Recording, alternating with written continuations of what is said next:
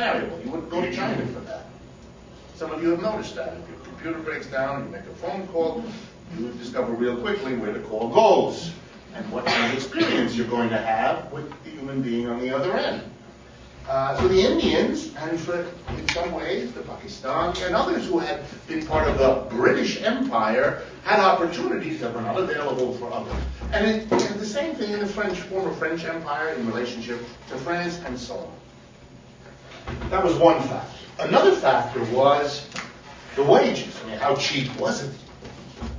So if you had a country that really offered workers at a very low price, you would outdo somebody else who couldn't offer workers willing to work at that low price.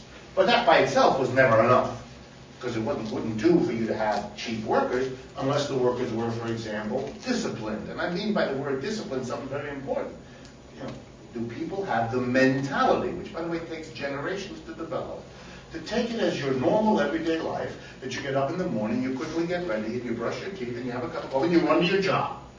And you work hard to get there at 8 o'clock or 9 o'clock, whenever you're supposed to start, and then you stay. You understand? You stay there. You're halfway through the day. You don't wander off and see a friend or go to a movie. You don't do that. You stay till 5 o'clock, and then you go, and then you begin to organize your life, your personal life, your family life, your diet, around this.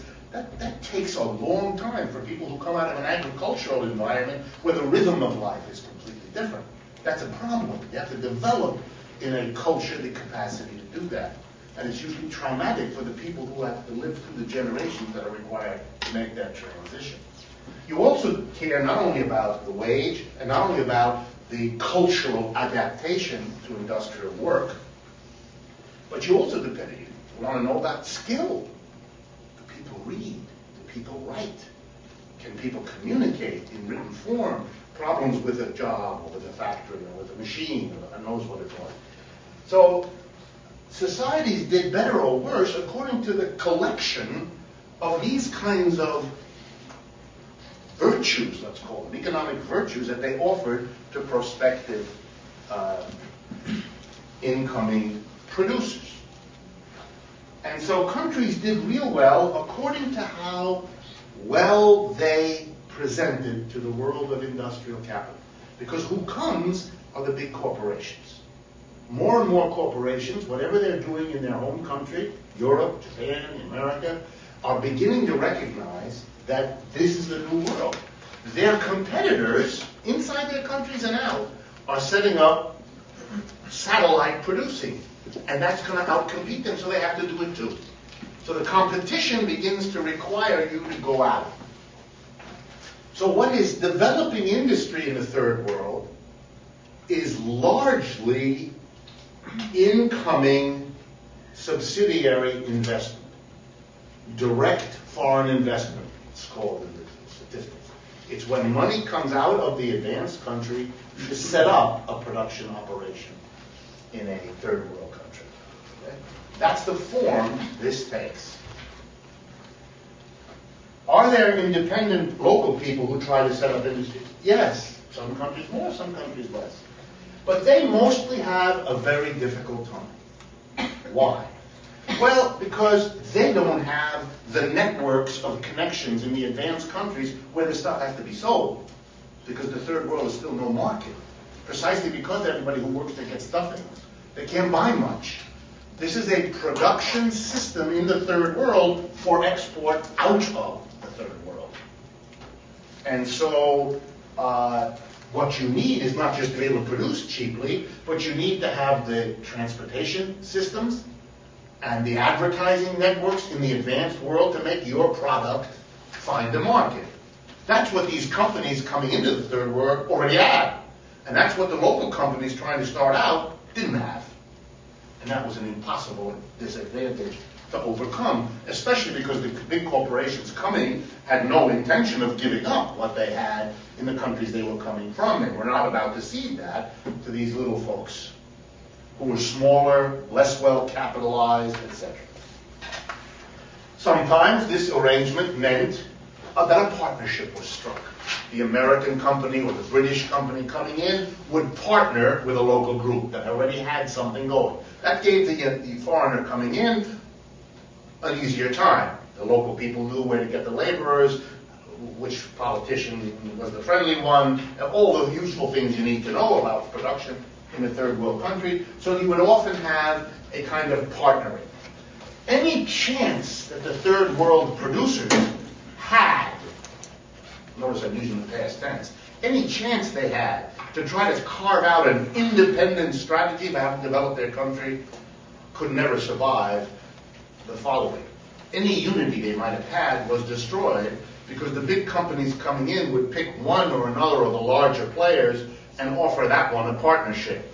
That would be so attractive and so lucrative for that one that that would break the alliance of the locals, and it would basically mean the carving up of the local scene by the big companies coming in. So what you had was the demand, the desire, often, of local politicians and local workers to have an independent Ivory Coast, I'll just pick one, or an independent Paraguay, or our own strategy for development, and not to be dictated to by the big multinationals coming in. They had no chance for that. Either the big national and multinationals would buy the government, which they often did, or if they didn't buy the government, they'd buy one or another of the local private enterprises, forcing all the others to look for partners to survive, in which case you have an effective alliance between multinational capital coming in, the local government, and or the local business elite, and they all then would squash whatever leftism was. And if you study politics in the third world in the 70s and 80s, you see this. You see all the left-wing governments go down. Because the left-wing governments are trying to mobilize peasants, workers, intellectuals against the control on the theory that we just had an independence war to get free of the colonial master, but the colonial master is here bigger than he was before. The forms have changed, how it's done, but neo-imperialism replaces the old imperialism, and if anything is even stronger. And the political forces that tried in the 60s and the 70s to develop an independent politics in all these countries had a very hard time. They couldn't survive because they were trying to rally the mass of people to kind of realize what the independence struggle against colonialism was all about, but they didn't understand that they were arrayed against a colonialism of a new sort that was much more powerful because it could pick off all the wealthy business interests and basically draw them into its own program, leaving the local people with very little support, and the result was the result. In the case of the Congo, you could get the most dramatic. It goes from Patrice Lumumba.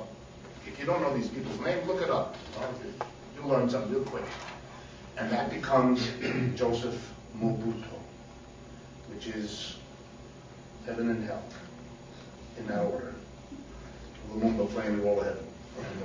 Very short. And Lumumba was killed while being held by the United Nations. That's right. One of those wonderful examples. Something. Yeah. Well, this all is a similar model to South and Latin America, as they achieved independence much earlier. And so this would have been going on all in the 19th century. Right. They're very dramatic. So a little bit different because they're not colonial territories. There it's very dramatic because it has a lot to do with moments in these societies when, against all odds, coalitions can develop of masses of workers with some support in the peasantry and some maybe nationalist support even of the business community, and it can put together enough to actually hold on and stop what I've just described, prevent it, develop an independent economic trajectory, economic program. And the best example that comes to my mind right away would be the Perón operation in Argentina. And so it was able for a while. And that's one of the reasons why Argentina had enough of an economic development and enough of an anxiety that when the World War II begins to emerge, they want to play the two sides against each other. So they flirt all the time with Hitler and Mussolini to try to get that, to play them against the others and carve out a space for themselves. Same thing happens in the communist world, when you split after 1960 between Russia and China, allows a number of these societies to begin to try to play the Chinese and Russian to create a space for them to develop their economic systems without quite the controls from either Russia or China that would otherwise have been constricting them. But the success never lasted very long.